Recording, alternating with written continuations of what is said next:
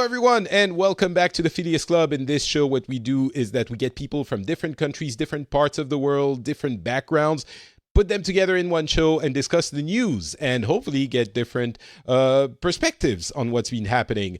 This is not what we're doing today, though. We also do special episodes where we dive deep into a specific topic, and today is one such episode, and we're going to be talking about Slovenia. Slovenia, that one country that everyone has heard the name of, but that's pretty much it. I'm being mean, but hopefully that won't be taken as something too mean. My name is Beja, and I'm very happy to be welcoming to the show Anže, Tomič. Did I get it right? That was yes. When we rehearsed, you were a little better, but this was like I'll give you a 7 out of 10. That's what I'm. I'll take it. I'm not greedy. Anže Tomič is a podcaster from Slovenia. I first heard from you from Alison Sheridan, amazing podcaster who has been on this show before. Thanks so much to her for introducing us. Go listen to the Nosila cast if you haven't.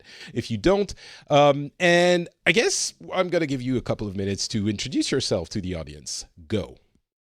Yeah, I have this weird sort of double life because I've been doing podcasts in Slovenia in our language since like 2012. I actually run a whole podcast network, but I also have an English feed which is at stormingmortal.com, where I basically put one of the shows I do is an interview show, and that's the place where all of the English speaking episodes go. So, I always try to mention that one, because if I send people to apparatus.si, which is my podcast network and all of my shows, it's all in Slovene. So it's kind of pointless even mentioning that. But so you've been doing it since 2012. That's a decent amount of podcasting time. Yeah, well, yes. I did an interview here in Slovenia a while back, and they asked me how many hours I've recorded, or episodes or something. It was a number. I'm really not sure. This is not bragging. It's just too many. That's how I would say. It's like, yeah, but I also write about tech, and then every once in a while, as far as English speaking stuff is, I'll show up on relay.fm in Clockwise, and I've been on Download, and then I've been very fortunate to be on The Incomparable a couple of times, which is one of those podcasts that I listen to a lot, and I somehow have managed to con them all to invite me. So that was a big one. And so you're a podcaster. That's your full-time job. No. Oh, okay. This is all in my spare time. So I don't have any spare time, basically. Well, you told me that you just had a kid as well. She's 1 year old. So you don't have any spare time. I understand. Basically, when I sleep, it's a miracle, basically. So, my full-time job is actually at a public radio station here in Slovenia, where I also do sort of a radio show / podcast, Tech One, with my co-host Maruša Kerec. And I also kind of run the website there and stuff. Okay. And for a long time, I've been writing about tech for a magazine over here called Monitor. I've been doing that for like at least 10 years. So I'm a techie guy, basically.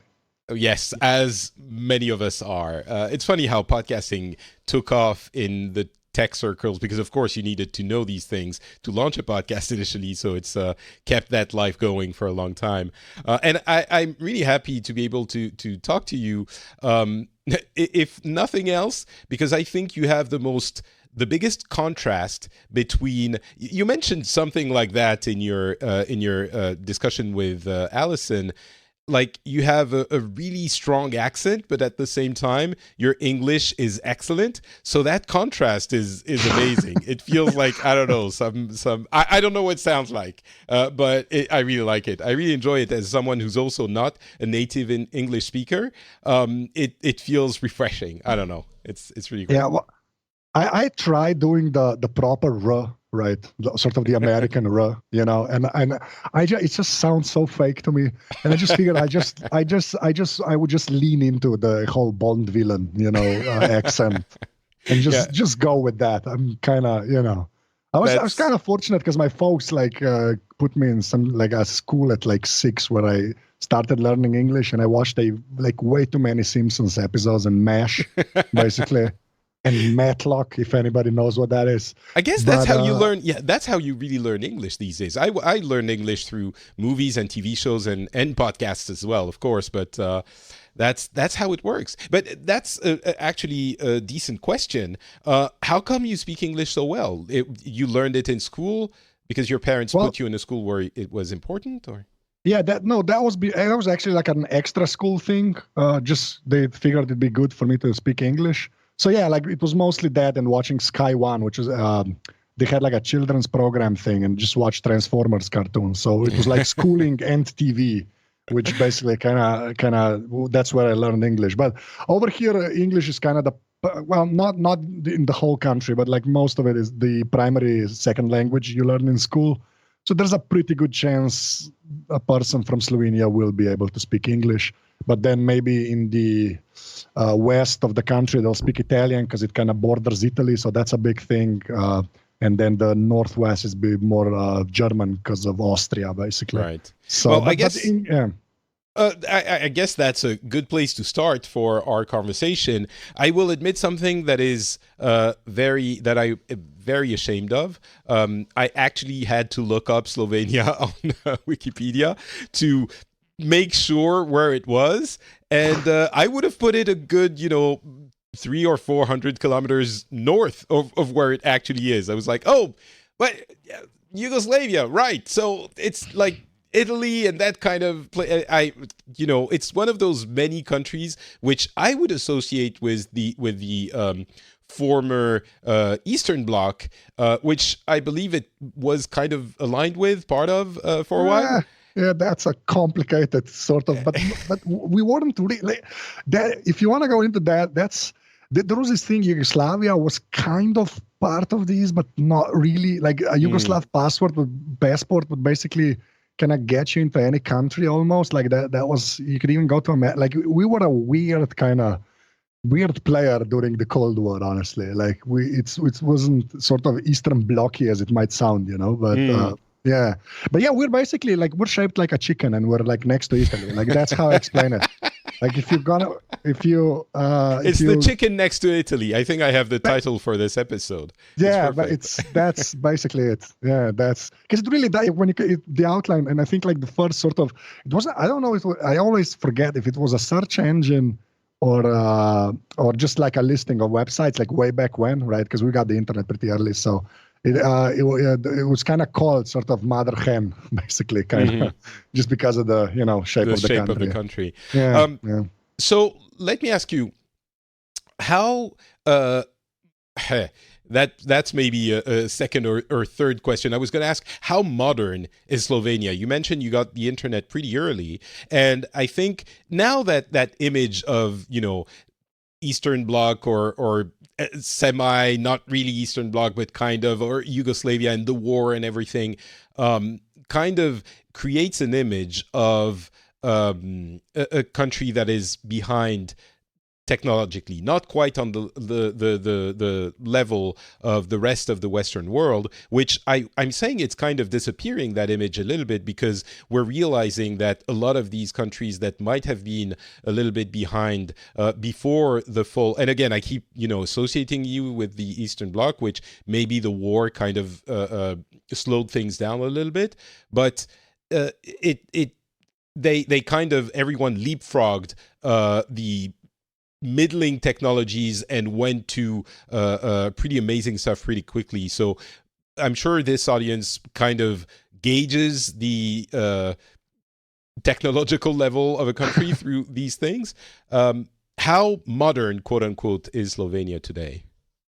Like you see, the way I sort of try to answer that question usually is like when I go abroad, like we're pretty much there. Like there's no difference. Like I'll even say like our internet stuff is just the connections and the infrastructure is a lot better than in some places in Western Europe I've been.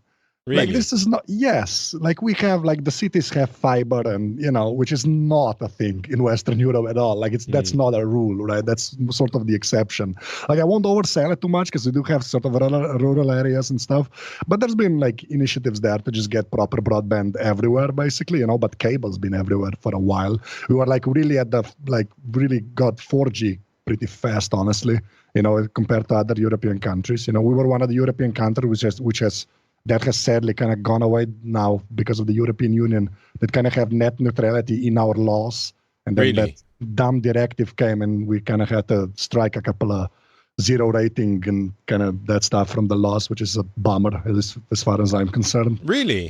Yeah. It was like us and the Dutch and I think like the Finnish. We had like the three countries with actual internet neutrality laws, and everybody else just gets, just does what Europe tells them, or like the German telecoms, basically, which is, never a good thing, basically. So, yeah. Oh, so you were bummed that you were the only ones. And I live in Finland, so I'm pretty happy with my situation. Yeah, as well, yeah. The Scandinavians, I think, kind of get the internet. Yeah. Like, I think that kind of works out up there. But so yeah, it's about 2 million people in the country. Would you say, like, most people have access to fiber? That seems like a... No, not most, right? Like, but like fiber's not like this oddity, Okay, like, all right. At least in the big cities, it's not, they just go, like, people had fiber here, like, I don't know, like, I'm gonna guess, but like 7-10 years ago, which is not, it started kind of, it's not most people, right? It's usually just cable or the ADSL or whatever. But, we had like 4Gs pretty much across the country. Like even the rural areas, the last couple of years, like everywhere I go, I just don't drop to 3G anymore almost, Right. Like I like in the middle of the woods, maybe like where there's like population and stuff, it'll be 4G most of the time. So, Okay. But honestly, like just for like anybody, like if anybody comes here, I doubt most likely they'll be kind of glad it's like it is at where they're from, or it's even like in some areas a little better. Like I know that sounds like high praise, but I really, every time I go abroad, even into the West, it's like, oh yeah, we that's it's like home. Like it's right, not, yeah. No, yeah. That's a good way of looking at it. I have another question about the Big Mac index. You know what that is? Yeah. So how to try and gauge the kind of level of prices and how things cost. How much is a McDonald's meal roughly? If you have McDonald's, maybe you don't. Well, McDonald's has been here for a while, like more. I don't know. Like I was in primary school probably, so it must be okay. Like it could I'm gonna say 15, but it's probably more. Okay. Like that says that, and like it used to be sort of more expensive, Oh, like wait a second. 15? Are you saying a meal is 15 euros? No. Oh, 15 okay. years 15 ago. years Like since. Right. Yeah. Okay. It's been here for a while. But my heart just stopped for a second. No. Because I don't really go to McDonald's a lot. Like I genuinely don't. Like I know, we have like the euro, the euro. I know you can get like a double cheeseburger for €1. I know that, and like small fries. And I think like a Big Mac is. It's like around €2, 1.80. I have no idea. Okay, like maybe a little bit more. I go maybe once a year, probably. It's funny because I mean, I totally respect your God-given right to not like McDonald's, but I always have this conversation with my American friends when I say, oh, I enjoy McDonald's. I'll go there every once in a while when I have the opportunity. And they're always horrified because, first of all, because they think that French people, I don't know, only eat super gourmet stuff. And second, because I think their McDonald's are disgusting compared to ours in France. And anytime I go to fast food in the US, I'm horrified by what I see in my bag.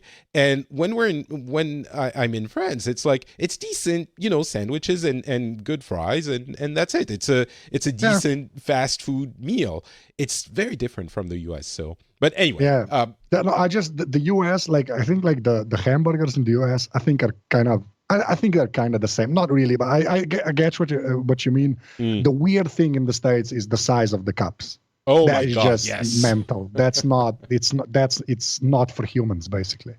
That's like a whole other conversation. Yeah. It's not, and I know that's a cliche, but like genuinely, the first time I went to America, and it's been 10 years now, I figured that was just in the movies, and it's not. No, you're right. can- It's the kind of thing you can't really believe. You watch it and you think, who, Yeah.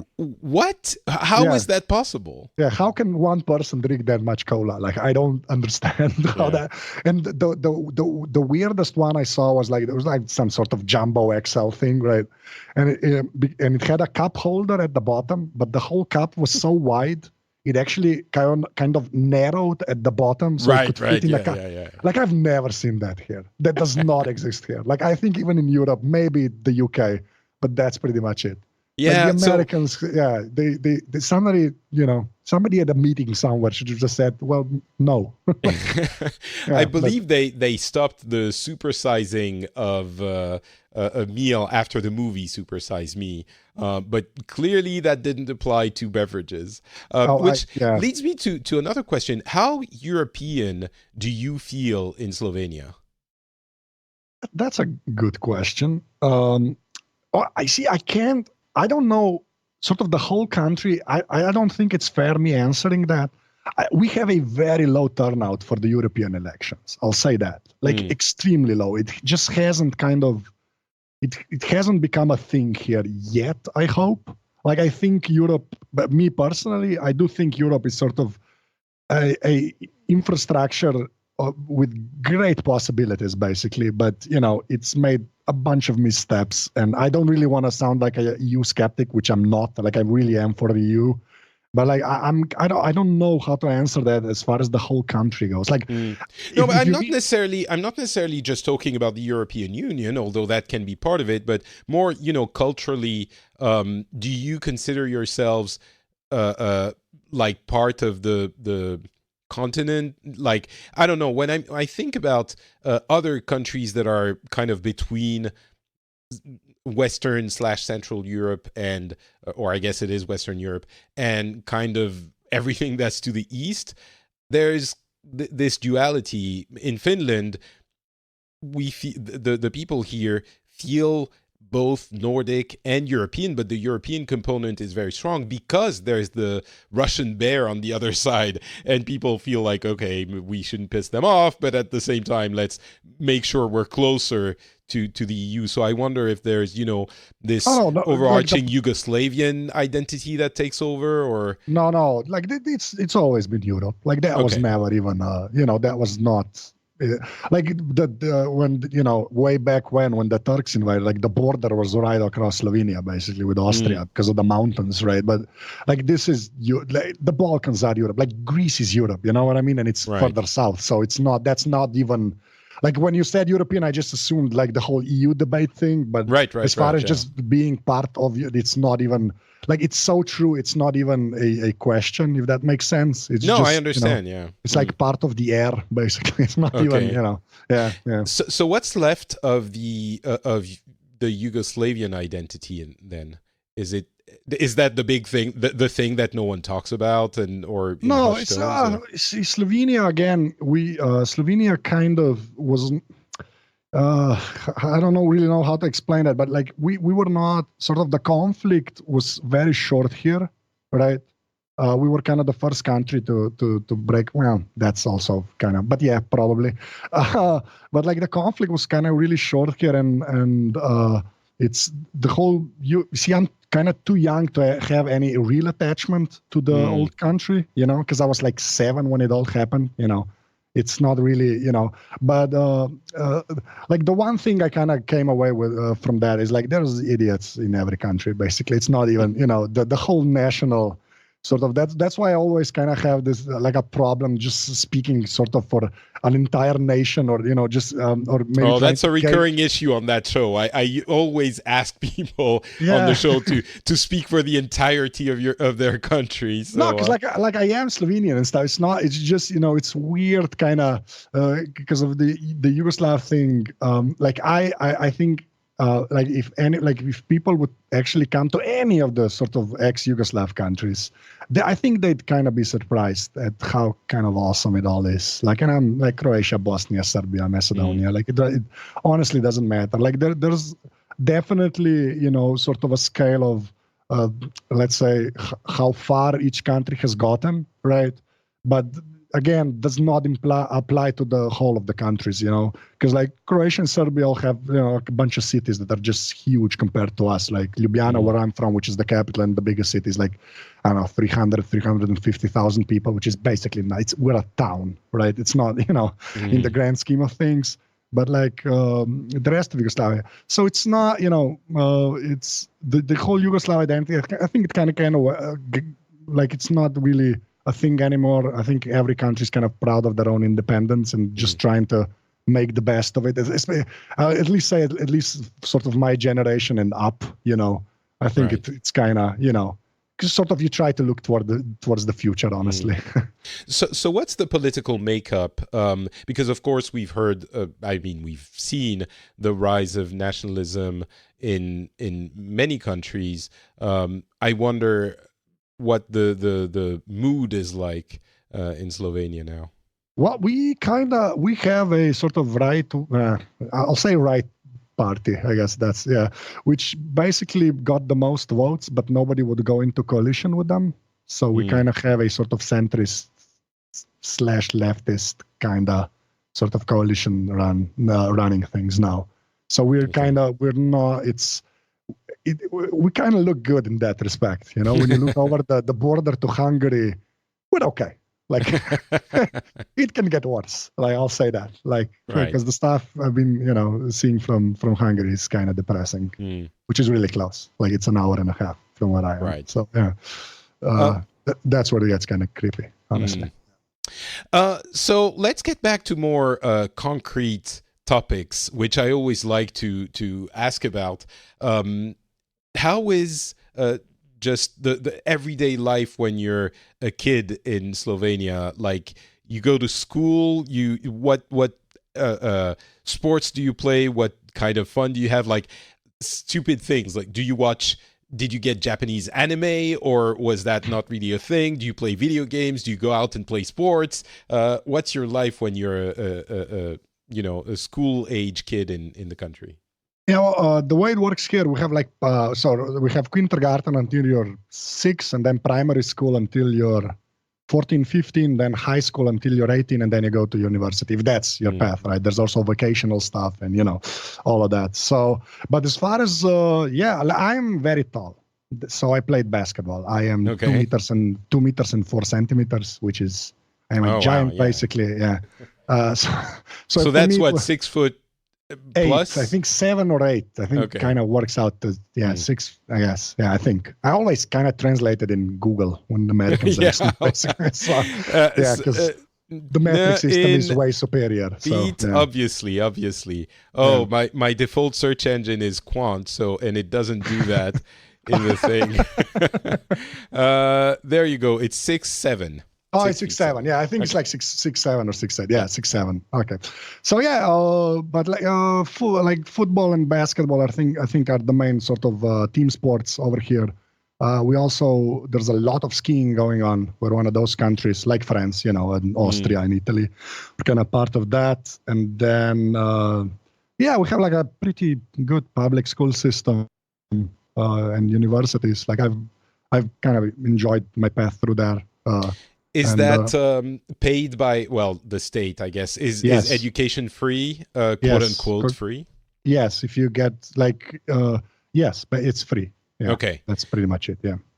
I'm guessing healthcare is the same way? Yes. Okay. That is also, yes. We have what the Americans will call universal healthcare. Because they have to put it like universal at the beginning of it, but over here it's just called healthcare. Some would even call it socialized medicine, and to scare people with that, the dirty S word. and so I guess that is a follow-up question. In every country I visited, people were very happy. Well, maybe very happy is not the right term, but overall satisfied with these systems, and whatever criticism they would have of those systems would be in wanting to tweak them, not wanting to remove them. It's the same here. It is by no means a perfect healthcare system, right? But just like that's the one good thing about America. When you see the alternative, like we're okay. We're fine. Like it's we're not perfect, but we're doing good. Like it's not. Yeah, but again, like there's certainly even in Slovenia, you have sort of a part of the, let's say, political spectrum that would like to privatize stuff, and they've been succeeding in some areas, but not in others, and so far healthcare is kind of still, right, in my opinion, what it's kind of supposed to be. Although again, it could be better. That is for sure. Of course, but, yeah. So the university is also part of the education, free education. Yeah. And do you have any idea what the average level? I guess it's just in every country, different when you're in the big cities and in the countryside. But what's the average, level of studies that people get to? Is it 3-4 years in university, or is it more or less? Yeah, but we have the new sort of is it called the Bologna system, I think now, because I wasn't part of that. I still studied under the old system, so that's a little bit more flexible from what I hear. So you can do like 3 + 2 years or 4 + 1, right, in university, and that but people go to universities. That's the expected path for. Well, I don't know if expected is the right word, but I'll tell you this: like the universities are pretty full over here. Like it's not, it's not just for a few people. I'll say, like even when you finish university, it used to be like a big deal, and now I think it's not as rare, and it's which is a good thing, obviously, right? So yeah, I think but we still have like a pretty decent sort of vocational sort of level of schooling and stuff. People still do that. Like not all people go to university, which would be ridiculous anyway, right? But like a good portion. I don't know the statistic, honestly, but like of course. But I mean, overall, like you have a kid now, you would expect her, in many years to go to university. Yes, that will be the burden of her father's expectations. Yes, to go to university. It's funny because I'm trying to find elements of differences in everything we're talking about, and I'm sort of getting the same vibe as when my brother talks about Serbia. He just like me met a foreigner and got whisked away in a different country. He has the best food. That's all he's very happy with food, of course, but everything else, infrastructure, education, like it's all. He has 2 little girls, and what I'm getting at is that I'm not finding anything tangible to hold on to say, well, this is what's different from the way things are in the rest of Europe or Western countries. Although I'll bet he's in Belgrade, right? No, he's not actually. A big city, but not Belgrade. But but well, not too far. But so I guess it leads me to the question: how would you say Slovenia is different from what you've seen of maybe the rest of Europe? Let's not go to the US because everything is different from the US, but.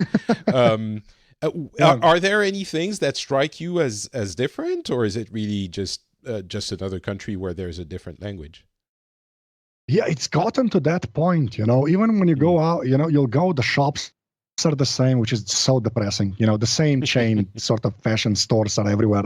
It used to be you'd go abroad and be like, ooh, I've never been in that store. And you're just like, it's just a little bit more expensive in Copenhagen, like it's not even like, I don't want to, I think we've kind of gotten to the sort of, as a tourist, if I'll go somewhere, it'll be, there'll be more stuff because everything's bigger than over here. Right. But as far as, finding some actual differences, it'll be like, well, yeah, but, maybe, I don't know, maybe we don't have a Hawaiian restaurant yet here, or, a like Nigerian place, like stuff like that will still be sort of in the domain of the large cities, right?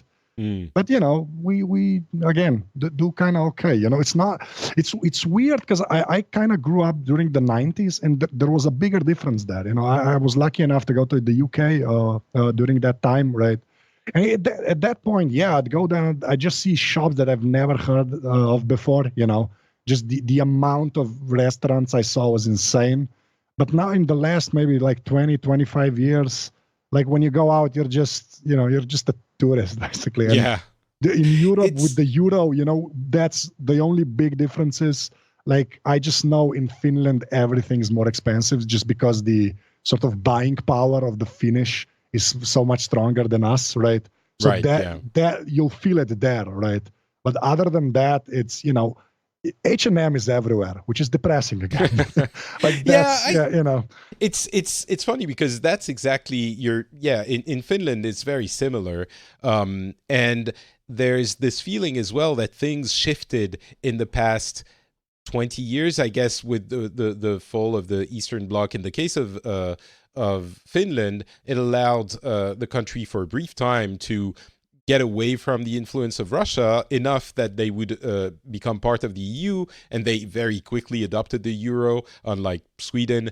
And at that point, everything changed, and there's all of these things that you're talking about that are similar here. Maybe there's one store that you don't, maybe there isn't, I don't know, the Gap, or maybe the Gap isn't in Finland, or another one, but H&M is here, and McDonald's and Burger King and all of those things. And it really changed, 20 years ago. And nowadays I come to Helsinki and it's a smaller town, but so maybe there's like, 3 Indian food restaurants in walking distance instead of 7. That's really the difference. Yeah, and I will say the Gap is in Slovenia. So that's, damn it! Wait, Gap. Maybe Gap is in. Is it? I forget. I think maybe Gap isn't. But so you got us beat. Yeah, well, you see, but that's really, do we want to win that race? Like, is that, is that the victory anybody wants? I don't know. I enjoy that. I think it's not like you don't have local stuff. And I understand the drawback of the big uniformity and mondialisation, we say in French. So, oh my God, is there no word for that in English? There has to be, like, the world becoming one. And and I understand the issues with that, and the kind of dull thought of going to a different city and seeing the same storefronts. But at the same time, it's not like you don't realize you're in Helsinki when you're in Helsinki, And I'm guessing in a similar way, you realize you're in Slovenia, or at least not in the UK when you're in Slovenia. So I don't have such a big issue with that idea that things become quote unquote the same everywhere, because they aren't.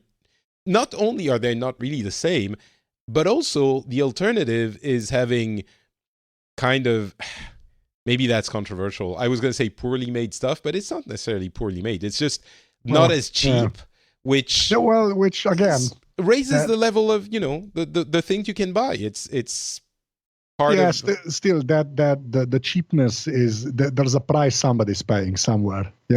I guess that's true. Yeah. That's again a race you don't want to. At least me don't really want to be a part of. So no, I'm not. So I'm you not don't saying, shop at the Gap, is what you're saying. You never buy anything from the Gap. I am again very tall. When something fits, I buy it. I'm not that picky. My shopping habits are basically governed by my huge size. So. Understandable. Yes. Yeah. Because even in America, nothing actually fits me because I'm tall and I'm not big. And in America, it's mostly big and tall, and right. I am not one of those things. So it's shopping is a different thing for me. Right.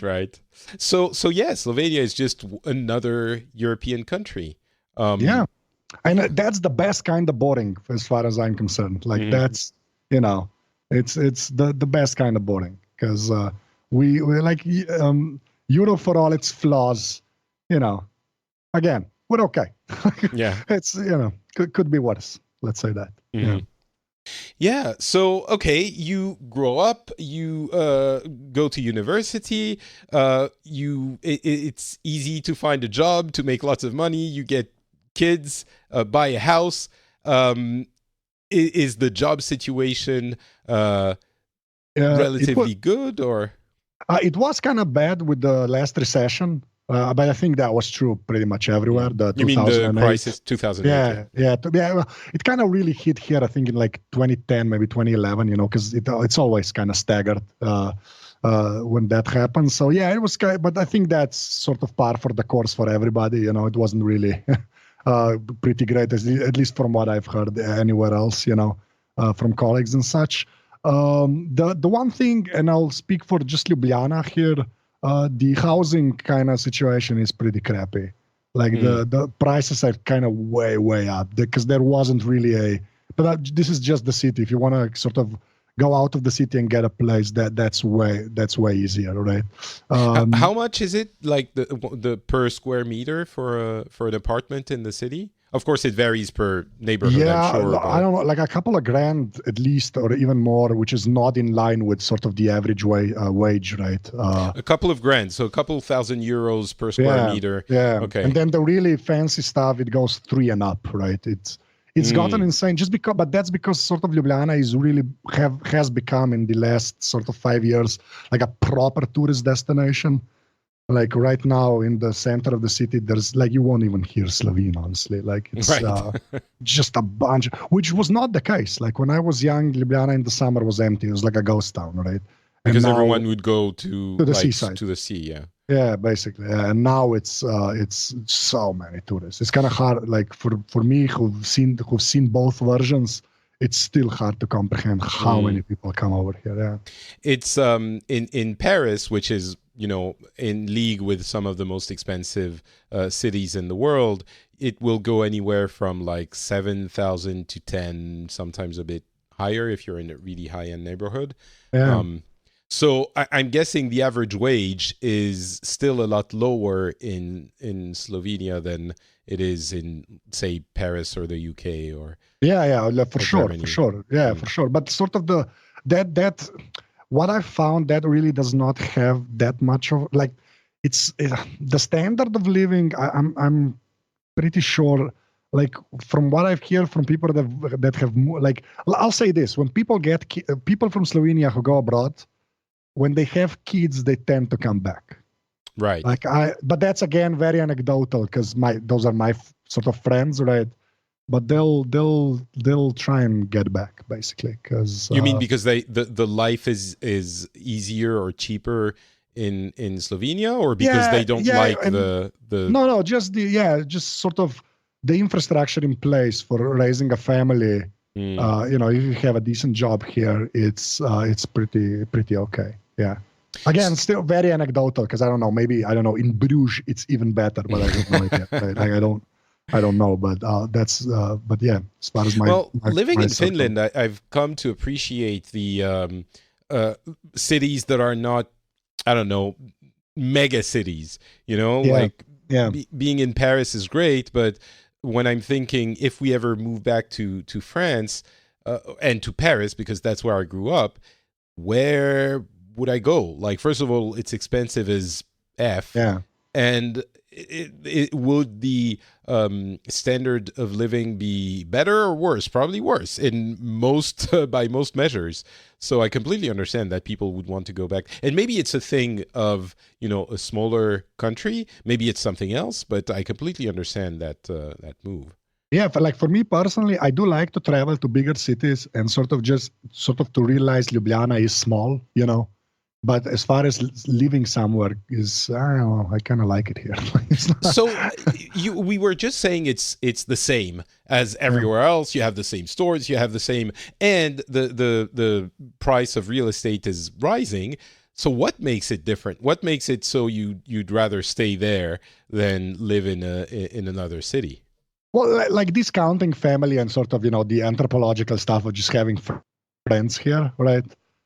It's like you said, I sort of like a city that's not too big. Like I genuinely think that's there's something about that where it's not really like a town where everybody knows everybody, but it's not a little country, like a country like a population of a small country living in a couple of square kilometers. So right. it's like I do sort of like that, the one thing I do really appreciate, like I do love the Balkans. Like the Croatian seaside, as far as I'm concerned, is one of the best seasides anywhere, and I've been elsewhere, you know. And because the first time I went to Spain, I was like, "This is gonna be awesome, the Spanish coast. This is gonna be great." And then I got there, I just wanted to go back. Like it's not, Right. it's not yeah. And then Serbia And as well. it's Europe, so you can just go there and you go there. I mean, Oh I'm no, sure you can they're go. not in Schengen yet. So Really? Okay. there's still a border. Yeah, with Croatia, there's still a border. They are in the EU, but Schengen hasn't they're not in the Right. Okay. Yeah. For Slovenia, it's awesome because it's especially Ljubljana, because it's pretty much in the center of the country. Like it's an hour's drive to the Alps and an hour's drive to the seaside. And there's not a lot of places that can say that. You know, there's simply not a lot of places. Basically, you can go like skiing and then to the seaside in the same day. Honestly, that reminds me of Lebanon. That's what my parents always said about Beirut.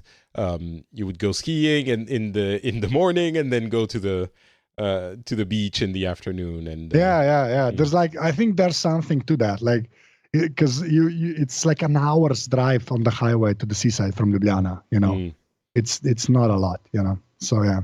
And people, you were talking about how touristy these countries have become.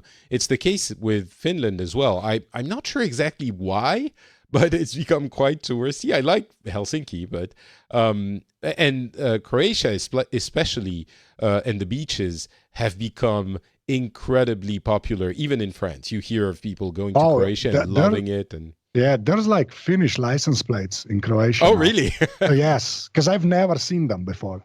Because I see this year, I think like I was there. I was in Croatia when we were started mailing each other to kind of do this. I was there, and we were driving behind a caravan, like a car with a caravan, and I saw the license plate. And I was like, I don't know where they're from. Like I just because I've never seen that license plate, and I said, oh, that's Finland. So the Finnish are now here, yeah. It's and like the people... Swedes have been coming for like I don't know. 5-7 years to Croatia and stuff. Yeah, it's the people running away from the winter, trying to get a little bit of sun. Yeah. It's Slovenia is also very touristy. Is that something that people like, or are they, the locals, are they grumbling about the fact that you can't go anywhere and prices are rising? You mentioned that before. But at the same time, it's an economic boon, I'm sure. So. Yeah. Well, but the thing is, like, I think we were like the whole country does have sort of a strong sort of tourist sector. You know, we have a bunch of spas because we have a bunch of natural springs here. You know, we have the lakes and stuff, and that was always sort of popular even before this boom, right? It's insane now. We have a bunch of pretty rivers and the mountains and then the seaside and stuff, you know. I'll interrupt you for just a second because I went on, I think it was Pixabay or Pexels to get an illustration for the show. And oh my God, this country is beautiful. Like, go type Slovenia in one of the stock photos. Basically. No, just Google image search. Yeah. Like, it's incredible. It made me want to go. Yeah, the pictures get like they like it's all true. That's all. I genuinely it's all it's kind of kitschy sometimes.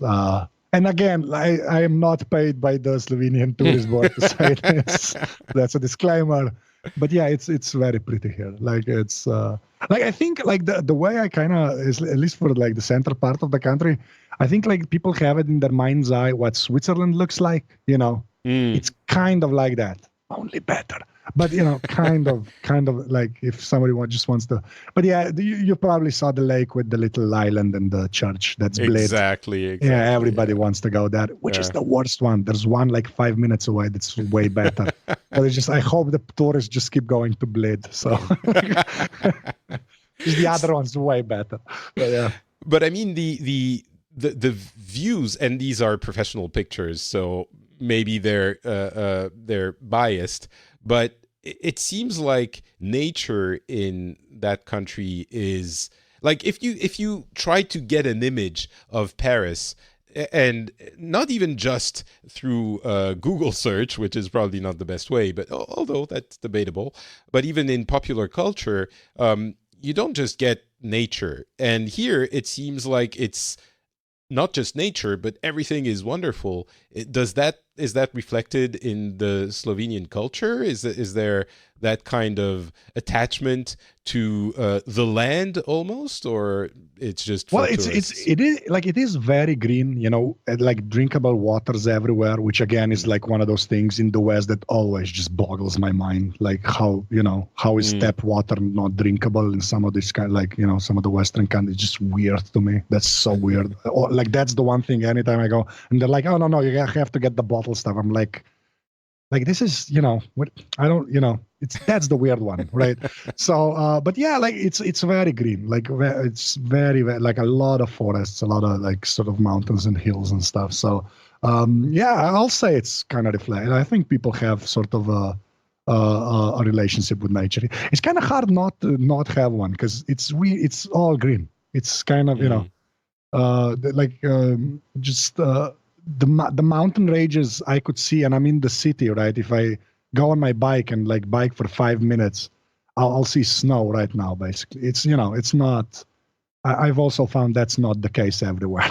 It's not, yeah, but I totally took it for granted until I had more travels behind me, honestly. Right. So yeah, it's the kind of thing you only realize when you've been away. Yeah, and like when friends pointed out, like even a couple of American friends that have been over here, it's they all say that, and I'm like, again, it's like it's just there. It's always been there. It's not, you kind of tend to not appreciate that stuff, and then somebody kind of almost has to point it out to you, Right. Yeah, I think there's a lot of that in what you were talking about earlier, the attachment to nature. Or not the attachment, the fact that it's everywhere in Finland as well. And oh yeah, I bet like the Scandinavians, like the pictures from up there are amazing most of the time, at least from what I see, So yeah, even the people in Helsinki or in the cities, it's just such a big part of the country. If you go up north, that it's kind of imprinted in the culture. Even if you don't experience it, which most people will, but even if you don't experience it by yourself all the time. So yeah. Right. Well, I'm starting to get a pretty I think good image of what Slovenia is like. It's all perfect, basically. That's the takeaway. And that's what I was going to get to. You're essentially giving us a quite idyllic picture of what the country is. I want to ask you, what are the problems? What are the issues? Like, if just to give you a little bit of context, if I was to talk about Finland, it's the winter is pretty harsh, and geopolitically you have Russia just right there that you have to always pay attention to, and there are a couple of other things I could talk about. But what makes Slovenia not the earthly heaven that you're describing? Well, like any other country, it does have its else. I think still sort of while sort of income inequality is quite low. You'd still want like for the whole country to be sort of in the same place, but it's sort of very much centralized around Ljubljana, which is the capital city. So sort of the outskirts don't fare as well. Like again, depends on the region. I think there's a lot of that. And then just like geopolitically, honestly, it's kind of weird. Like I don't want to undersell it, but sort of Hungary's on the border, Italy's on the border, then you have Croatia and Austria, and we have sort of a really like a genuinely dumb border dispute with Croatia over basically the sea, where the sea on the border is kind of, and that's sort of in the European courts and stuff. And I just hope that gets resolved somehow, like really fast, because it's really one of those dumb things, but it kind of shows the pettiness of Slovenia and Croatia, honestly, sort of the political class. Well, I'm guessing there are commercial implications, even though Croatia has like essentially 1 million kilometers of but that's sort of one of the, sort of the consequences of Yugoslavia, where it was one country, and then you kind of have to figure out where the actual border is, sort of that. And then, we kind of suffer from the same ills, I think, that most countries do. There's never really enough money in education, although, the system is kind of good, and like we were talking about the healthcare, there's stuff to do there, we have an army that we don't know really why there's 2 million of us, those, like, the soldiers could be put to better use than, just pretending to be a force. Marching basically. In the street for... we don't, thank God we don't have anything like that, but it's sort of one of those things, and they're always underfunded. That's the weird thing, and, like it's sort of run of the mill running a country kind of, a thing. And, maybe exports aren't as high as they should be, but I think that's a problem in Europe generally from what I've read, Right. Stuff like that. So it's pretty standard stuff. There isn't like one thing to point to and say, all right, I hope, this is the dark. I hope I'm not missing anything sort of, really obvious right now. I'm trying to think, but, the headlines, when the elections come, they were sort of that narrative was here as well, the sort of rise of populism and the right wing and stuff. Mm-hmm. But like I said, that like for at least our party, that's kind of like in that ilk, didn't really work out for them. So we have a pretty stable government right now, which, is kind of doing some stuff right and some really dumb stuff, like in any country, basically. Right. So I really hope I'm not, I don't want to oversell it that everything's fine, but in the same vein, like we have the same ails as, a sort of a country that got democracy in the 90s and still has some stuff to figure out, but is doing okay in other areas, Yeah. So that's where it gets kind of tricky, but yeah. Yeah, it seems like it's even with those elements, it seems like it's a pretty nice place to live. I never really, I think 15 years ago, I would not really have considered Croatia or even Serbia as a touristy destination. And I think from now on, I have to include Slovenia in that list as well, where I would like to go. So there is a part of me like that was glad, people kind of forgot about the Balkans. Like there is a part of me, because it's gonna, like when I see Italy and France and Spain, like the seaside, from what I've seen, like the everything's built out, the really pretty places, basically. It's terrible. Awful, it's right? horrible. Yeah. And if that happens in like the Balkans, I'll just be sad.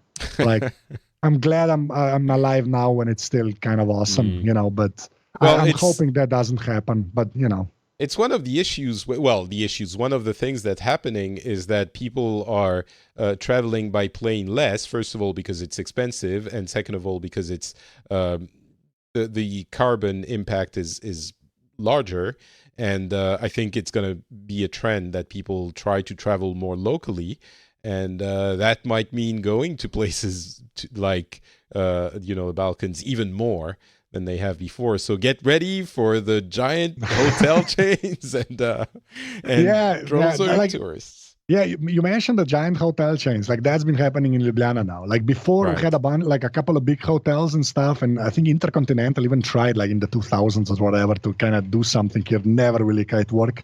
Now they just built a whole new one. Like Intercontinental just built a hotel. Like they just built a giant skyscraper in the middle of town because there's so many tourists.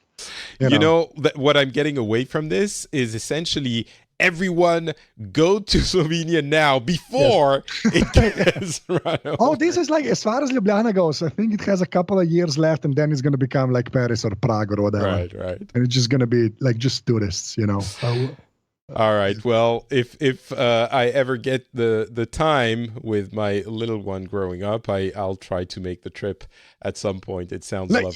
If your brother is in Serbia, like you can have one of the best road trips in the world, probably. Like, if just Slovenia, Croatia, Serbia, like that's it. And I do want to mention Bosnia, because I think Bosnia really has a bad rap because of like the sort of the situation during the war there and stuff. But I think it's like one of the like prettiest countries, and I've just recently, the first time I've been to Banja Luka, and I've been to Sarajevo and stuff. It's kind of great, I don't want to, I think they sort of Bosnia always gets put to the side for some reason. I'm trying to bring it back, just all of them, like all of the ex-Yugoslav, countries. They're all, there's a bunch of decent people living here doing good stuff, Certainly sounds like it. And it's funny, I think Europe is realizing that the Balkans, the Nordic countries have kind of stuff figured out. The Nordic countries are always, top of the happiness charts and all of that. And it seems these quote unquote, I'm thinking when I'm saying this, I'm thinking of Estonia as well, which is going through a rapid evolution, but it's also a country that had to update itself not too long ago, and it's working out really well. And they're kind of that idea of leapfrogging because they don't have all of the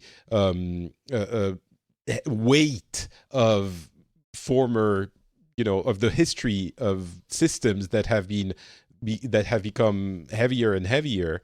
And it seems, hopefully I hope that's not the reason why, because then it means in 30 or 50 years, things will be similar in those idyllic countries we're talking about now. But yeah, it's interesting. Well, anyway, thank you very much for being on the show. Is there anything we missed you want to mention, or are we? I don't know. Like I said, it's still weird talking about about the whole country, but I do wanna just say this. I do kind of like podcasting because I talk to you now. I think that's one of the, you're a French guy from Finland, basically. I'm some random dude from Slovenia, and we just, recorded something. I think, the internet's kind of great. This is one of the reasons I like doing this, And it's all because of Allison, and that's because of Gene McDonald, and Gene McDonald's because of The Incomparable. And I don't know, I like being part of a chain like that. So I love it too. Yeah. I really like it. It's what I started podcasting a while ago as well, and it's what led me to this show is that idea that we can just talk to people. We often say before the internet, if you didn't know something, you had to. You didn't know it, unless you had an encyclopedia or something. Now you just whip up your phone and you look it up. And it's the same with these kinds of things. Before the internet, you couldn't talk to someone from Slovenia or, any other country. It was just you would hear about those things from people who maybe had been there or, some kind of stereotypical caricature of stuff. And that's why I started this show. So I'm really happy that we can keep doing it and that we get different experiences and conversations like this every month or so. So yeah, even from the guy from the chicken country. Yeah. Well, thanks very much to the guy and the chicken country for allowing him to be on. If people want to check out what you do, especially since you have English content, where would they go? Well, everything is on stormingmortal.com. That's the English feed, which hasn't been updated in a year, but there will be an English episode at some point. But I also have a list of all of my guest spots on various podcasts. So I do want to steer people toward the Incomparable. If you like sort of pop culture and movies and geeky stuff, it's a genuinely great show. Which again, I have somehow fooled them into letting me be on. But yeah. That's very cool. I'll also put the links to your Twitter accounts in the show notes, so if you people can go from there to your content. I say Twitter accounts because you also have a regular one and an English one. Yeah, because the English one is for all of my podcasting friends who I have spared the Slovene tweets, basically, because I know how stupid that is, so I do have a separate one for talking to those guys. Yeah, so. I couldn't be bothered. I annoy my American and English speaking followers with the French stuff, but then I try to do it mornings usually I do in French, and then afternoon I try to switch to English. But that's smart. Okay, I never thought of that. Yeah, sort of the time divide. That's a good solution, honestly. Yeah, okay. But then the people who aren't American, who are like English or wherever else, they're in the same boat. So it doesn't work out perfectly. But as we've established in this episode, nothing is completely perfect, but sometimes it's pretty good. So yeah. All right, so the links will be in the show notes. For me, it's Not Patrick on Twitter, Facebook, and Instagram. I'm going on vacation for a few weeks after, this is my last show before I go on vacation. I'm very happy and anxious at the same time. It's been years since I've had a proper vacation, and I don't know what's going to happen. But I'm glad we could do this before I would leave. I've been a little bit it's been difficult to get shows together for this podcast in the past few weeks, so hopefully vacation, and then I'll be back with some kind of a vengeance, and we'll get back on track.